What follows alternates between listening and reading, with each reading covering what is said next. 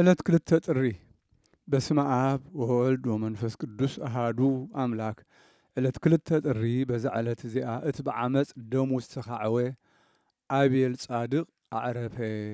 ንሱ ሓዉ ቃኤል ዝቐተሎ በኹሩ ምውታት እዩ።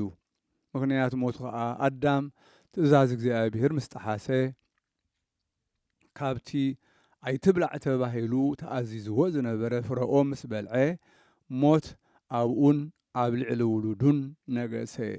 ባሕሪ ሓጢኣት ኮነ። ሰይጣን ከዓ ንዓለም ከስሕት ፍቓድ ረኸበ። ካብኡ ካብ ገነት ምስ ወፀ ናብ ታሕቲ ናብ ምድሪ ወረደ እሞ ብዛዕባ ጌጋኡ፣ ብዛዕባ ካብ ግርማ ክብረቱ ምቕንጣጥ፣ ብዛዕባ ካብ ርስቱ ምስጓግ 100 ዓመት ይበክን ይሓዝንን ነበረ። ድሕሪዚ ንሄዋን ተራኸባ እሞ ጠነሰት። ንቃየልን ንሓብቱ ኤልዩድን ወለደቶም። መሊሱ እውን ተራኸባ እሞ ንኣቤልን ንሓብቱ ኣቅሌማን ወለደቶም። እቶም ደቁ ምስ ጎበዙ ከዓ ኣዳም ንሄዋን እንሆ ደቅና ጎቢዞም እዮም። ስለዚ ቃኤል ንኣቅሌማ ሓብቲ ኣቤል፣ ኣቤል ከዓ ንኤልዩድ ሓብቲ ቃየል ይመራዓው በላ። ቃየል ከዓ ንሄዋን ኣዲኡ ኣነ ነታ ምሳይ ዝተወልደት ሓብተይ ክወስድ እየ ዝደሊ። ኣቤል ከዓ ነታ ምስኡ ዝተወልደት ሓብቱ ይውሰድ በላ። ቃየል ከም ዘበሎ ከዓ እታ ምስኡ ዝተወልደት ኤልዩድ ኣዝያ ጽብቕቲ እያ። ነዲኣ ሄዋን ትመስል ነበረት። ኣዳም ነዚ ምስ ሰምዐ እዚ ኣባህላ እዚ ኣሸገሮ። እዚ ተግባር እዚ ካብ ሕጊ ወፃኢ እዩ በለ። ንቃየል ከዓ ከምዚ ክትገብር ኣይግባኣካን እዩ። እታ ምሳኻ ዝተወልደት ሓብትኻ ክትመርዓዋ ኣይግባኣካን እዩ በሎ። በታ ግዜ እቲኣ ኣብ ልቢ ቃየል ቅንዓት ሓደረ እሞ ንኣቤል ክቐትሎ ደለየ። ካብኡ ኣዳም ንቃየልን ኣቤልን በሉ ኪዱ ንእግዚኣብሔር መስዋእቲ ኣቕርቡ እሞ እቲ መስዋእቱ ዝተመረሉ ይመርዓዋ በሎም። መስዋእቲ ምስ ዕረጉ ድማ እግዚኣብሔር ናብ መስዋእቲ ኣቤል ጠመተ። ንመስዋእቲ ቃየል ግና ንዓቆ ኣይተቐበሎን። ሽዑ ኣብ ቃየል ቅንዓትን ቁጥዓን ተወሰኸ። ሰይጣን ከዓ ኣብኡ ሓደረ እሞ ንሓዉ ክቐትሎ ምኽንያት ክደሊ ጀመረ። ናብ በረኻ ምስ ወረደ ድማ ሰይጣን ንቃየል ተራኸቦ። እንታይ ሕዝነካ ኣሎ በሎ እሞ ቃየል ከዓ ኣቦይ ነታ መልክዐኛ ዝኾነት ሓብተይ ንሓወይ ክህቦ ኣዘዘኒ በሎ።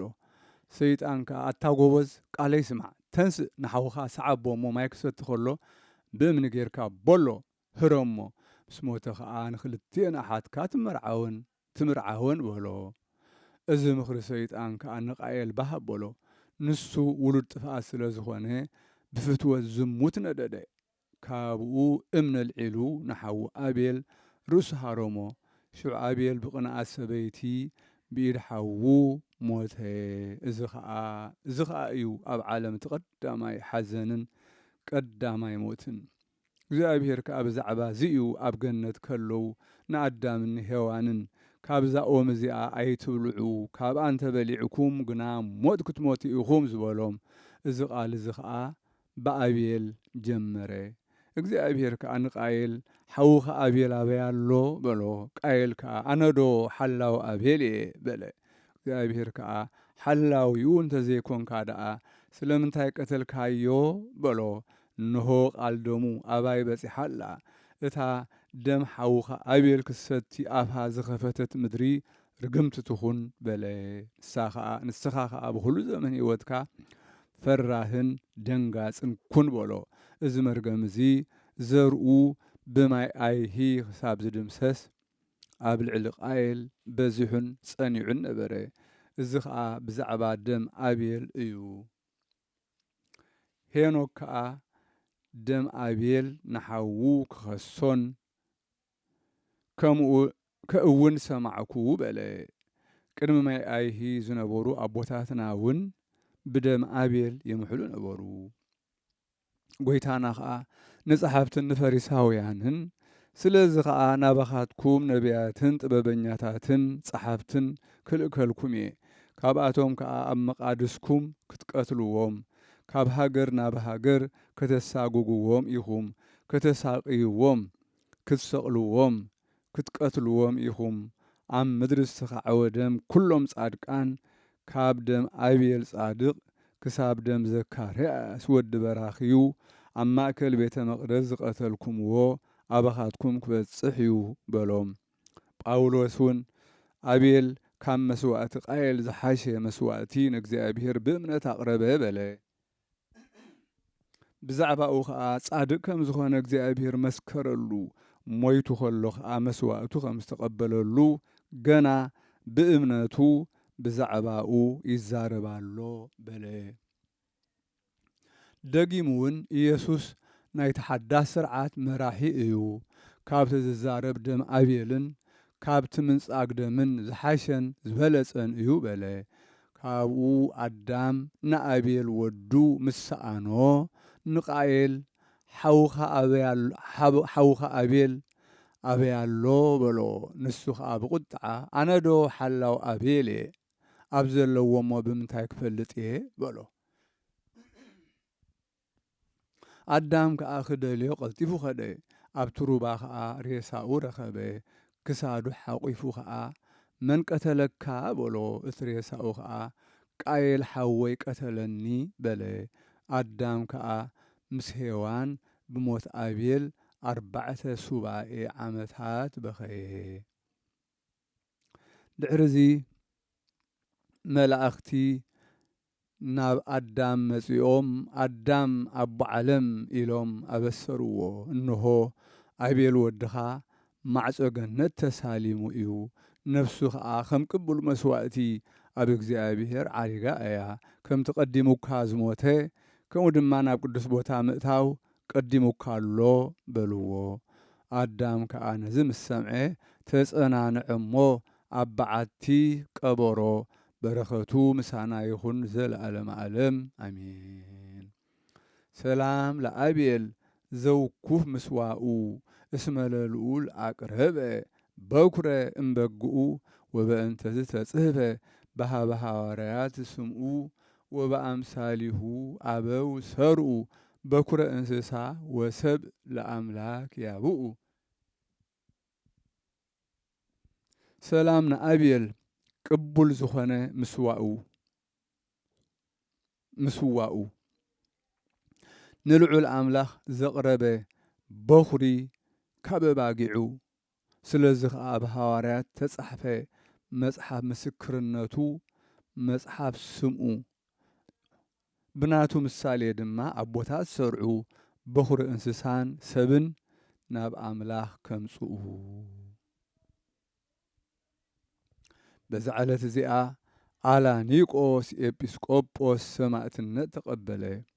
ቅዱስ ኣላኒቆስ ንሰባት ኣማልኽቲ ንጉሥ ክንዕቁ ይምህሮም እዩ ዝብል ዜንኡ ኣብ ዲዮቅልጥያኖስ ክሓደ ንጉሥ ምስ ተሰምዐ ልኡኻት ሰዲዱ ክሕዝዎ እሞ ዓብዪ ቅፅዓት ክቐጽዕዎ ኣዘዘ። ኣላኒቆስ ከዓ ልኡኻት ንጉሥ ምምጽኦም ምስ ሰምዐ ነቶም ህዝቢ ኣብ ውሲም ዓዱ ኣከቦም ቀዲሱ ምስጢራተ ቅድሳት ቅዱስ ቁርባን ኣቕረቦም። ኣብታ ቐንዕቲ ሃይማኖት ክጸንዑ ከዓ ኣዘዞም። ካብ ሕጂ ንድሓር ፈጺምኩም ገጸይ ኣይትርእዩንን ኢኹም በሎም። ብዝሕዱ ከይኣትበኸዩ ካብ ፍቓዱ ግና ክኸልእዎ ይከኣሉን። ካብኡ ወፂኡ ነፍሱ ንልኡኻት ንጉሥ ኣረከቦም። ንሳቶም ከዓ ሒዞም ንመኮንነ እንዴናው ሃብዎ። እቲ መኮንን ከዓብዪ ቅፅዓት ቀጽዖ ጐይታና ከዓ ይዓግሶን የጸናንዖን ነበረ።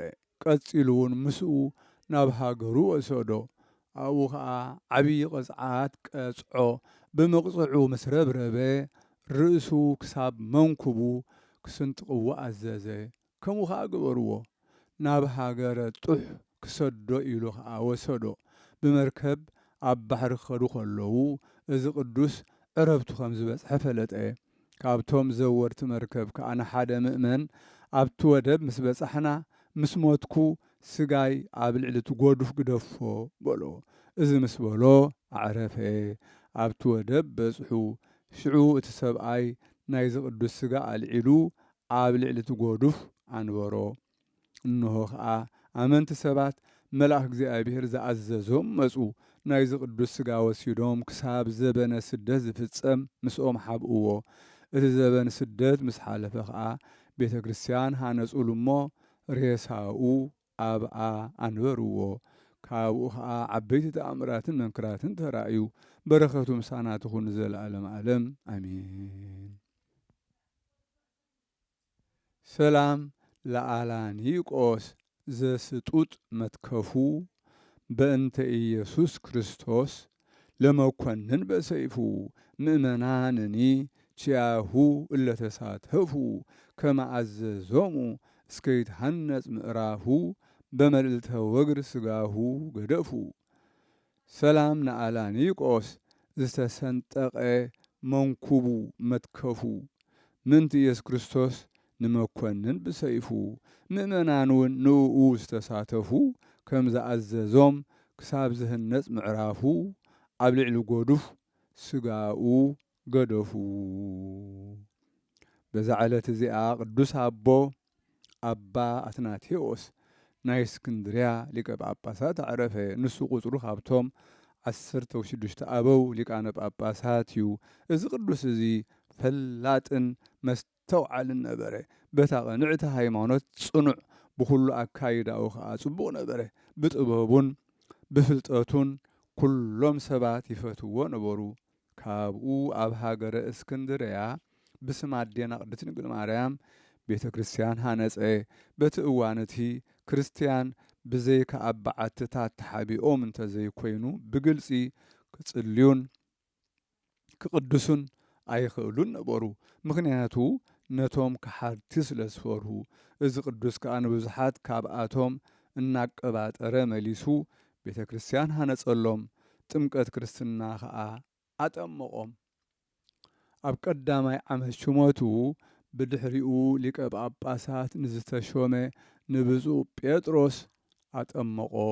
ኣብ 5 ዓመተ ሲመቱ ኣናጉንስጢት ሾሞ። ኣብ መበል 15 ዓመተ ሲመቱ ድማ ዲቁና ሾሞ። ኣብ 17 ዓመት ሲመቱ ከዓ ማዕረገ ክህነት ሾሞ። ኣብ ዘበን እዚ ኣቦዚ እቲ ኣብን ወልድን መንፈስ ቅዱስን ሓደ ገጽ እዩ ኢሉ ዝኣምን ሰባልዮስ ኣብ ሃገረ እስክንድርያ ተራእየ። እዚ ቅዱስ ኣቦ ከዓ ወገዞ። እታ ክፍእቲ ሃይማኖቱ ከዓ ኣጥፍኣ። ከምኡውን ብዘበኑ ቆዝሞስን ድምያኖስን ኣሕዋቶምን ኣዲኦምን ሰማዕትነት ተቐበሉ።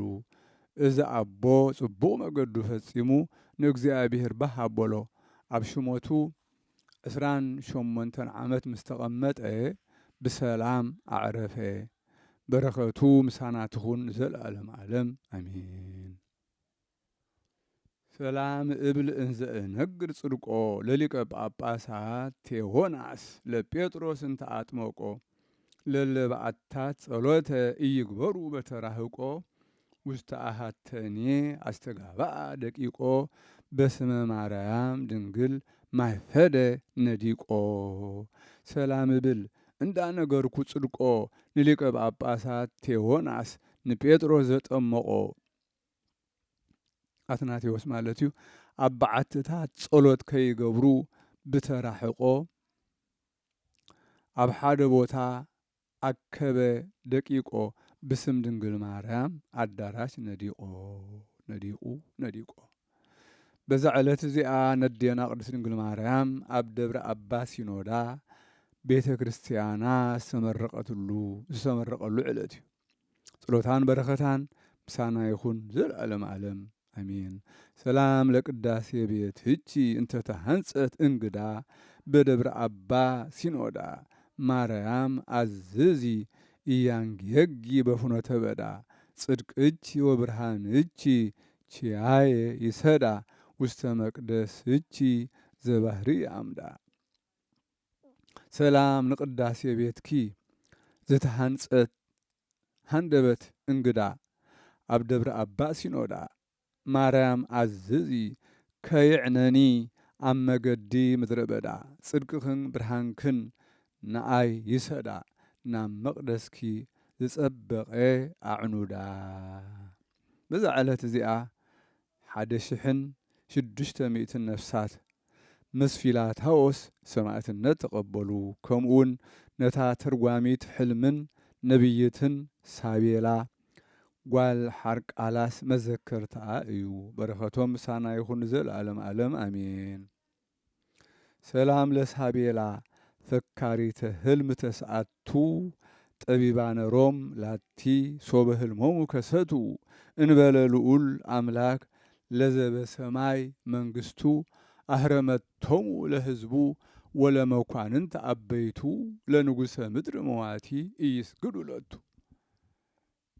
ሰላም ንሳቤላ ፈካሪት ሕልሚ ተስዓቱ ትሽዓተ ጠቢባን ሮም ንዓኣ ሕልሞም ምስ ከሰቱ ብዘይካ ንልዑል አምላኽ ኣብ ሰማይ ዝመንግስቱ ንህዝቡ ከልከለቶም ንዓበይቲ እውን መኳንንቱ ንንጉስ ምድሪ መዋቲ ከይሰግዱ ኣፊቱ ኣብ ቅድሚኡ ኣፊቱ